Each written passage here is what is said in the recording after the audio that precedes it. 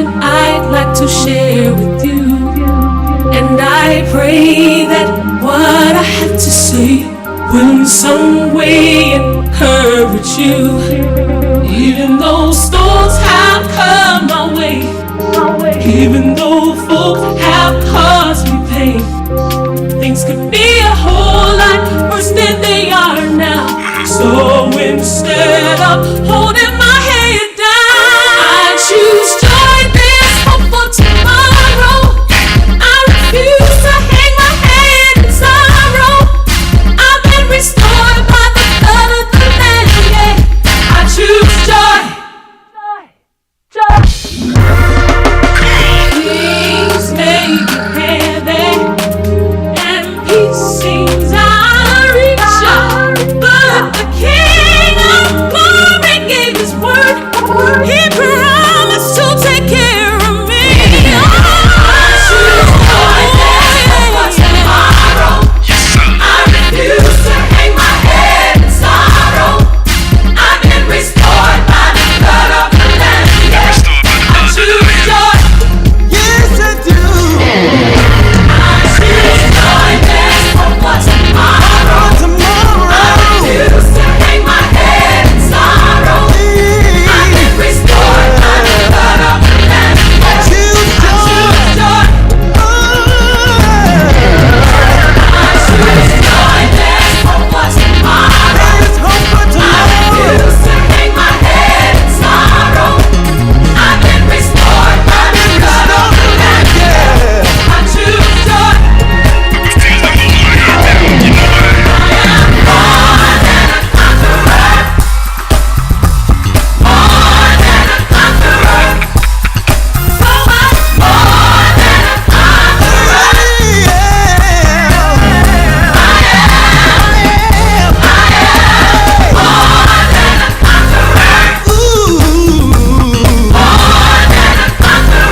I'm more than a conqueror.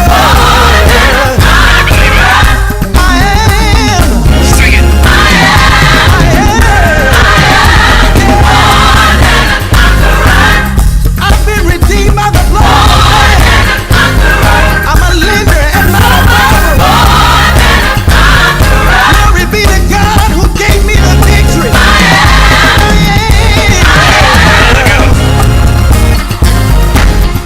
I'm a winner.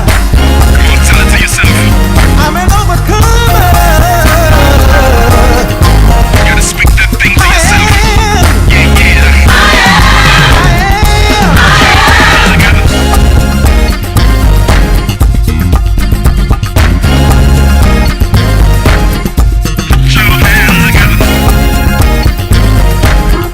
Thank you, Jesus.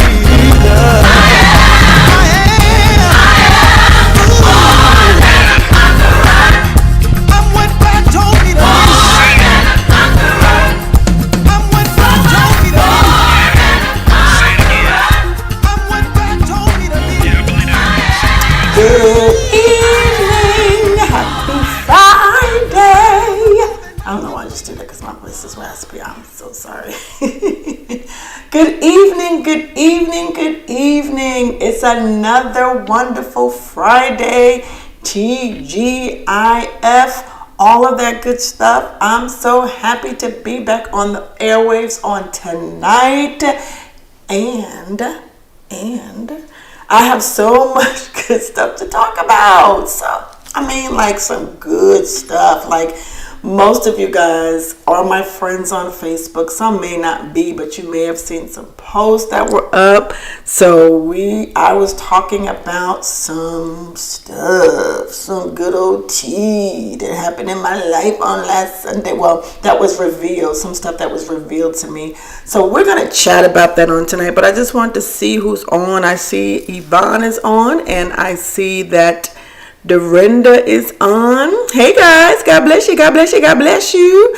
A few other people are on as well. But if you could please do me a favor, because my aim is to help somebody, and then you can help somebody. So please like and share. There's a friend who needs to hear this word. There's a friend of a friend who needs to hear this word. So please go ahead and share this information. It's some good stuff that we're going to be sharing on this podcast, and I want to be sure as many people as possible are able to get this information. It was a week. I felt like I was in the week leading up to the resurrection. Like this was my holy week. That's what it felt like for me. I went through so many emotions. I had so many feelings. I had so many conversations with the Lord. I had so many thought processes.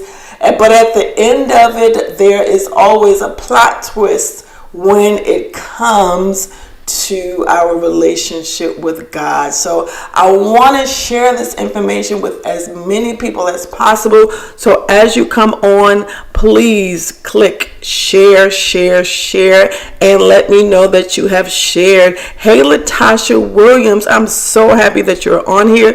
Dwayne, look at you getting ready to get married. I'm so happy for you. Congratulations to you and the loved one. Paula Kingdom, God bless you. Good to have you on here tonight. We're going to talk about some good stuff on tonight because this stuff is relevant to a lot of people. Please share. Please hit share. And if you would please be so kind to let the producer know, my husband, Pastor Willie Richardson, let him know that you have shared. I may not be able to see it, so please let him know that you have shared, because again, we want to get this information out to as many people as possible. It has been a great week, a troubling week, a victorious week, all wrapped up in one, but it ends on today, Good Friday, right? The culmination, let's say it doesn't end, it's a culmination, and then it is the pathway to the next, right? So many of you, as I stated, are my friends on Facebook. So move my phone this way. Okay, so I can see better. Producer's talking to me. I don't know what he wants me to do. He's talking to me. Okay. But anyway, so many of you are my friends on Facebook. Some may not be, but I want to share this whole process with you about the betrayals, because there are several involved and one major person involved in it. But it's not important who the people are. It's really important in what I learned through this week and through this process about so many things in my life, and the whys and the whats. And I want to share it with you because you may have gone through this, you may be going through this, and if you haven't, guess what? One of the mothers that I used to go to church with said, keep living. You are going to face something that is going to knock the wind out of you. I can guarantee you that, but God is faithful. So I want to talk about, I'm doing something new. I'm trying to be organized, and so I have wrote most of my notes down and my points down so that I could be sure to hit every point. And if Holy Spirit comes and drops and says what he does, says what he says, we're going to let him do that. But I want to be sure that I get this valuable information out to you. So the first part was, I'm going to call this first part the injury. The injury that took place when I received this information. On last Sunday, Resurrection Sunday, I received this information that quite a few women who were my friends, I thought, or just not really close friends. I'm not going to say anywhere a BFF, so to speak, but at least they were in my, what I consider my inner circle. We ate together, we laughed together. I shared some very intimate things about my entire life at the time, but they were a part of the things that were going on, apparently, that were causing me so much pain. Whew, they were a part of it. And that was a hard thing to digest because I began to question so many things. So I had to go back. I went back 24 years. 24 years I went back and I started asking God so many questions like, was there anything real about this community of people? Like, I spent almost 2 decades there, with this community of people. Was there anything real there? Were there any relationships that were real? I began to question my value and my self-worth. Like, did anybody see you in the process? Was anybody in what you have placed inside of me? And then I began to say, well, was I such a horrible person somehow in the eyes of people that they felt that it was okay to betray me in such a way? Again, betrayal is somebody close to you, right? I'm not talking about just people afar off and blah, blah, people you say hi and bye. I'm talking about people who I sat with. So I want to help you to understand the devastation of betrayal, right? Thank you, guys. I see everyone who has shared. I so appreciate it. So then I went on to think I was caught up. Okay, here's the other thing. It was just so much, and I hope I get through this without breaking down. But if I break down, it's okay, because we're gonna keep processing. So then I said, well, because of the things that the method of betrayal that was apparently going on, did people question my integrity? Because I want to put it in a way that doesn't have to point fingers at people, and I just don't want to do that. But so did people think that I was involved in infidelity, and so they felt like me being a person in authority and being a person in power, whatever, well, if she's doing it, I might as well do it.